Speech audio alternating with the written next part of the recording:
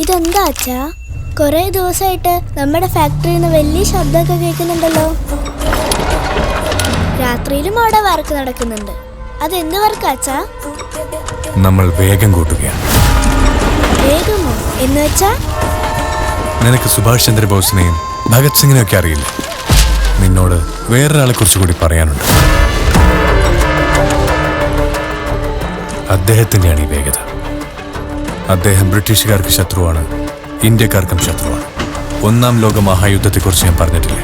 അതിനുശേഷം നടന്ന ജാലിയൻ വാലാബാഗ്, ഭാരതീയരുടെ രക്തം ചിന്തിയ ദിവസം. എതിർത്തു നിൽക്കാനാവാതെ ഒരുപാട് പേർ മരണപ്പെട്ടു. പക്ഷേ ഒരാൾ മാത്രം ചേർത്ത് നിന്നു.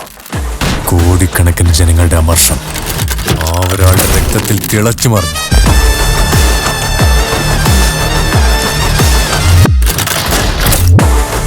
ഒഴുകി വീണ രക്തത്തുള്ളികൾ അഗ്നിയായി മാറി. ആ ഹൃദയമിടിപ്പിൽ ഭൂമി പോലും വിറച്ചുപോയി. അന്ന് അദ്ദേഹത്തിന്റെ വേഗത ഈ ലോകത്തിൽ തന്നെ ചരിത്രം സൃഷ്ടിച്ചു.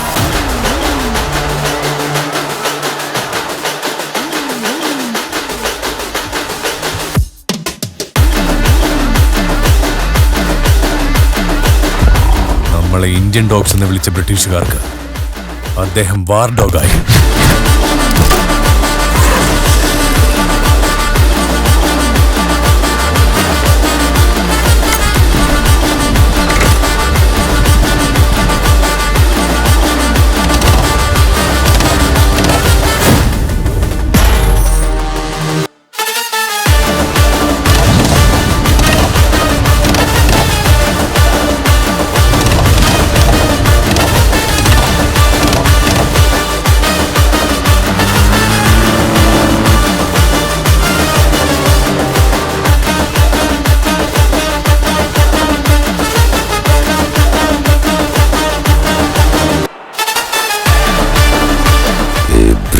इंडिया नहीं है, ये डेविड रेड्डी का इंडिया है।